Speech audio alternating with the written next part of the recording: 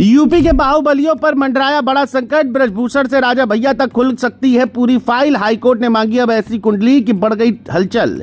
Tension में सरकारी अफसर, सरकारी सुरक्षा से लेकर गन लाइसेंस तक सबकी होगी पड़ताल। धनंजय सिंह समेत 19 लोगों के सामने आए नाम। कोर्ट के सवालों ने बढ़ाया सियासी तापमान। देना होगा अब सरकार को जवाब। फिर एक बार यूपी के बाहुबलियों की चर्चा चारों ओर हो रही है, क्योंकि इस बार हाईकोर्ट ने ऐसी कुंडली मांग ली है जिसने सरकारी अफसरों के माथे पर भी चिंता की लकीरें खींच दी हैं। जो बाहुबली ये सोच रहे थे कि सरकार उनकी है, सरकारी सुरक्षा को वो लेकर ऐशो आराम से जिएंगे, उन पर अब बड़ा संकट मंडराने लगा है, क्योंकि हाईकोर्ट ने योगी सरकार से सीधा जवाब मांगा है, जिसके बाद सियासी तापमान भी चढ़ गया है। क्योंकि जिन नामों को कभी ताकत, रसूख और दबदबे की पहचान माना जाता था, अब उन्हीं नामों को लेकर सियासी गलियारों में चर्चा हो रही है।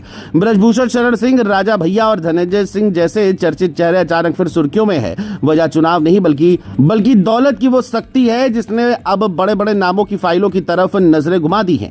सवाल ये भी उठ रहा है कि क्या अब कई साल पुराने रिकॉर्ड की धूल हटने वाली है और क्या वो फाइलें खुलेंगी जिन्हें लोग बंद मान बैठे थे। चलिए सब जानते हैं।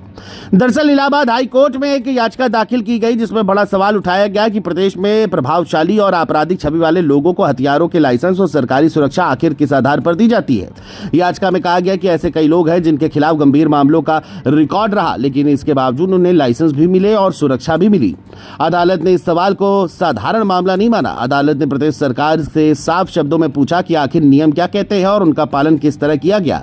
यही से मामला अचानक बड़ा बन गया, क्योंकि अब सिर्फ लाइसेंस की बात नहीं बल्कि पूरी प्रक्रिया सवालों के घेरे में आ गई है। याचिका में जिन नामों को लेकर चर्चा तेज हुई, उनमें ब्रजभूषण शरण सिंह, राजा भैया, धनंजय सिंह समेत कई प्रभावशाली चेहरे बताए जा रहे हैं। कोर्ट ने सरकार से पूछा कि जिन लोगों को सुरक्षा दी गई उनके खिलाफ कितने मुकदमे दर्ज हुए, कौन से मामले लंबित रहे और आखिर किन परिस्थितियों में सरकारी सुरक्षा उपलब्ध कराई गई। इसी के साथ ये भी पूछा गया कि जिनके पास हथियारों के लाइसेंस हैं उनके आवेदन के समय क्या जांच हुई थी।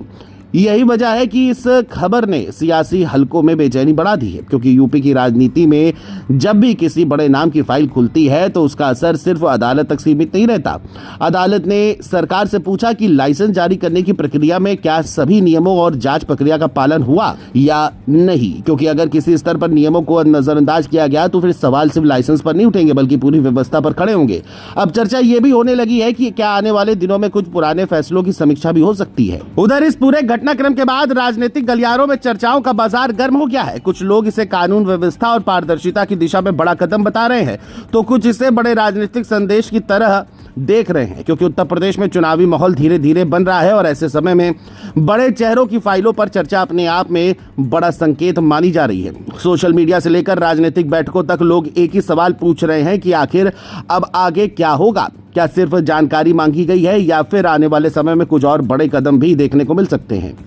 फिलहाल इस बार मामला किसी बयान या पोस्टर तक सीमित नहीं है। इस बार सवाल सीधे रिकॉर्ड, सुरक्षा और लाइसेंस पर खड़े हुए हैं, और जब अदालत सवाल पूछती है तो जवाब भी कागजों में देना पड़ता है।